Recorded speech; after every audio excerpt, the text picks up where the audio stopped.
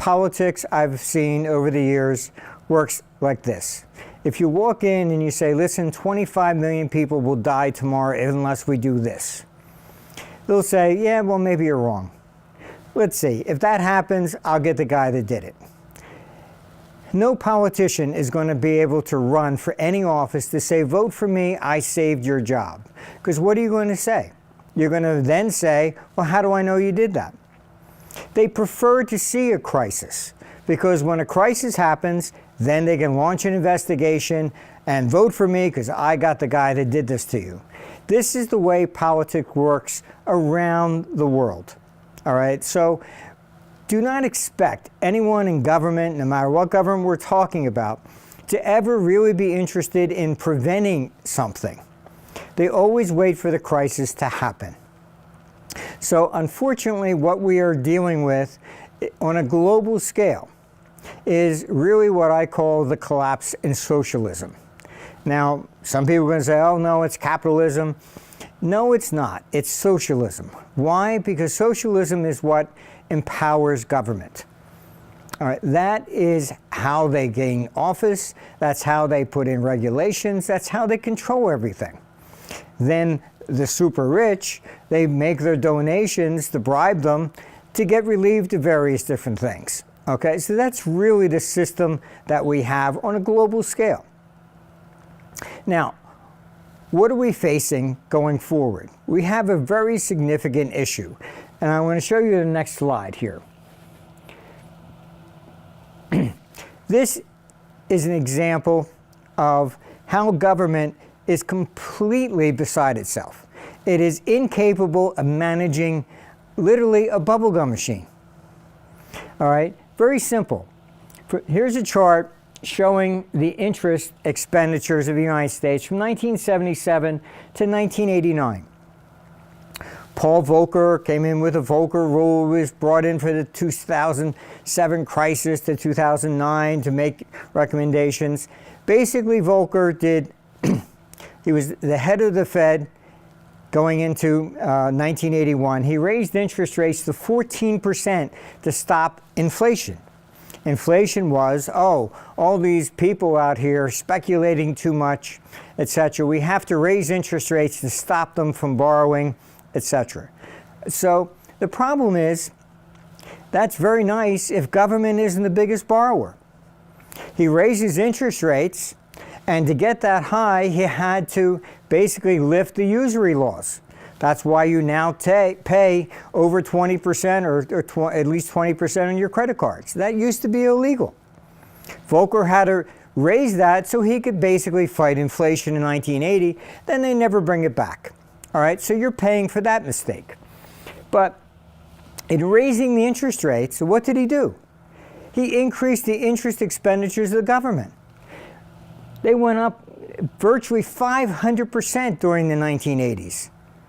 All right, so when a central bank is raising interest rates or lowering interest rates, they're all about trying to manipulate us. That's it. All right, they are incapable of managing even any type of a government, any type of a business whatsoever. All right, when they are the biggest borrower, how can they raise interest rates to affect us without affecting themselves? This is why managing the government, honestly, it's a complete joke, a complete joke. Now, look at our next slide. This will show you what we're really facing. Here we have from 1940 up to 2015. This is the total accumulative interest expenditures. And this is why I say socialism, it's an absolute fraud. All right? You say, oh, okay, fine, we have to tax the rich, you know, this is to help the middle class and the poor. All right?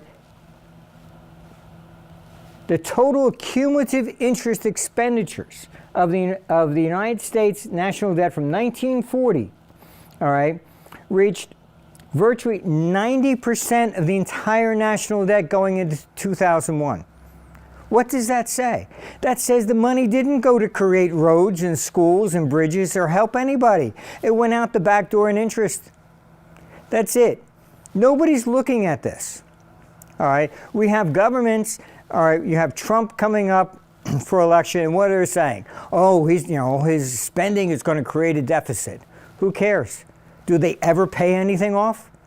Absolutely not. I've been in meetings and say, how are you looking at this?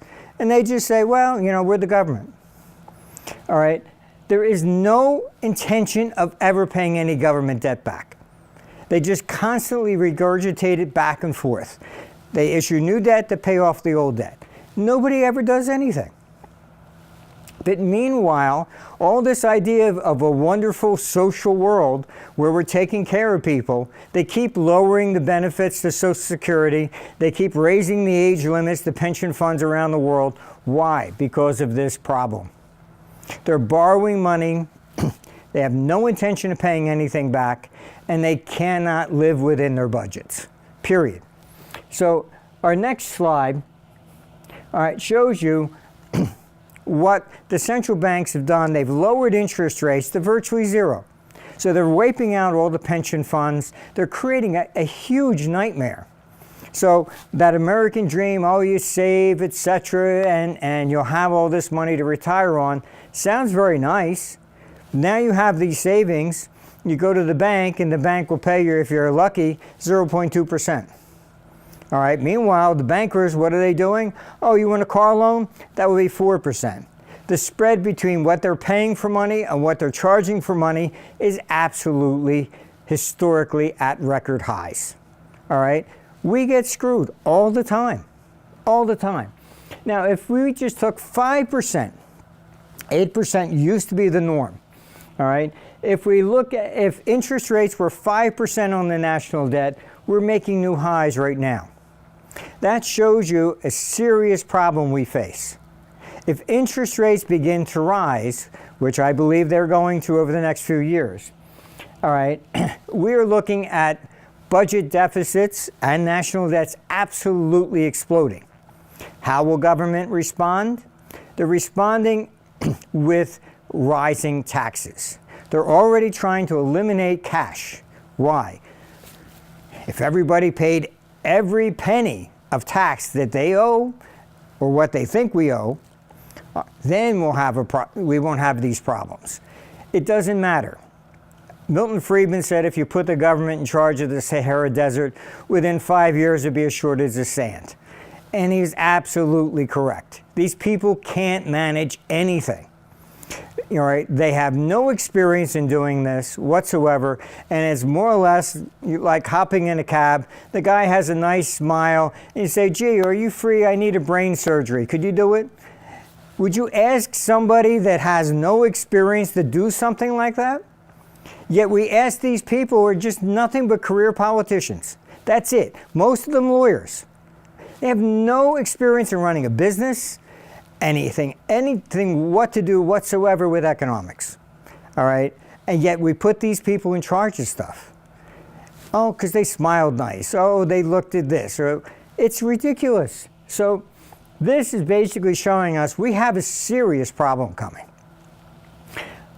Our next slide will basically show you what we have is really a clash between two parties. We have the central banks trying to stimulate the economy, particularly in Europe, going to negative interest rates. Negative. They're punishing people who have basically saved for their future. They're trying to say, no, no, no. You go out there and spend everything you have like we do. All right? That will then stimulate the economy. But at the same time, they keep raising taxes. People basically don't understand how people respond with the economy. It has a very simple net effect. If you think you're going to make double your money, you're willing to pay 20% interest. If you don't think you're going to make 5%, you won't pay 5%. All right, it's what expectations are. It's not the level of interest rates. All right, so taking interest rates to negative to try and help stimulate the economy has allowed the government to spend a lot more money than it has before, and without any pain.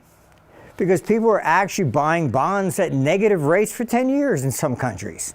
It's crazy. All right?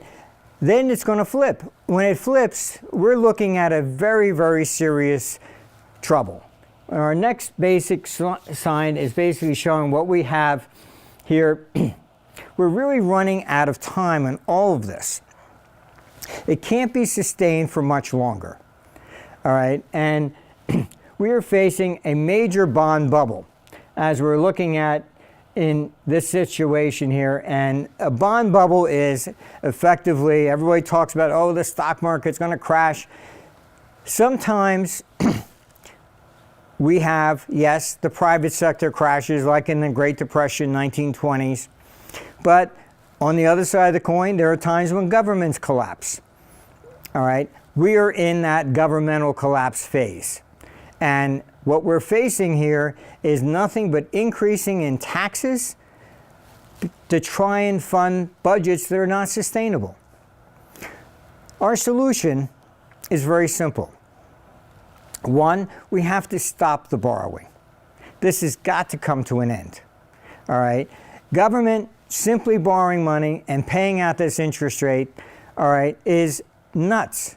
It does nothing for us, all right, and it's basically robbing us of our living standards, all right. Taxes. They always want to say, oh, you know, tax the rich, as if you could take, all right, you take all the people in the top 100 Forbes list. Go ahead, take all of their money. You won't even balance the budget for 1 year. All right, I was in Australia. They were trying to get through a luxury tax. And the slogan was, we're going to tax the rich, we're going to tax their fur coats, their Ferraris, and their French wines. Everybody cheered. Yeah, go get them. What was in it? All electrical products. I only saw like 2 Ferraris in Sydney anyhow. So you have these wonderful slogans that they're always after somebody, and as long as everybody thinks it's not them, yeah, go get them. But it doesn't matter, all right? You can't tax the rich. They simply are the ones that really create jobs, etc. But what are we doing? How would the rich make money? It's through investment. Not wages, it's investment. And what is the government doing? It's taking your money, putting it in things like Social Security, and then puts it into government bonds. So they're denying you the very ability that they argue the rich get richer when the stock market goes up. They prevent the average person from investing their money. It always has to be in government bonds by law. So then with these taxes, etc., all right, what are they doing? They're basically putting in a payroll tax. They did that for World War II, never rescinded it. Then what? They're basically borrowing your money, and the average person, the middle class and the poor, they borrow their money for the year, don't even have the dignity to pay them any interest whatsoever, and then hand you a refund check and say, see what a great guy I am, I'm giving you a refund, so vote for me. All right, this whole system is coming to an end. All right, it's not sustainable. The average person is getting taxed, you know, literally way too much, and the higher you raise the taxes, the lower the economic activity. It's very, very simple. It's not, you know, being left or being right. Just run a simple correlation. Who was the first person to lower taxes, to say, gee, we really have to look at this? It wasn't a Republican, it was JFK. JFK is the one that finally took the tax rates, which had reached 90%. He said, this is crazy. If somebody's going to, you know, work and then they have to give 90% of everything they earn to the government, he says, forget it. They're going to move offshore, etc. He basically brought in the first tax cut. Reagan brought in the second one. All right? Every time we've raised taxes, GDP declines. It doesn't go up. And the same thing with trade, all these things that they want to argue about. All right, the bulk of basically international capital flows is really investment money moving around the world. It's not even trade. Trade is a smaller percentage. So we have to look at what is our future going to be. All right? We don't need taxes on the federal level anymore.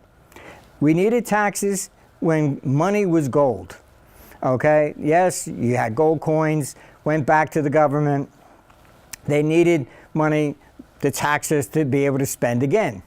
Okay? Today, the bulk of their spending is covered by debt.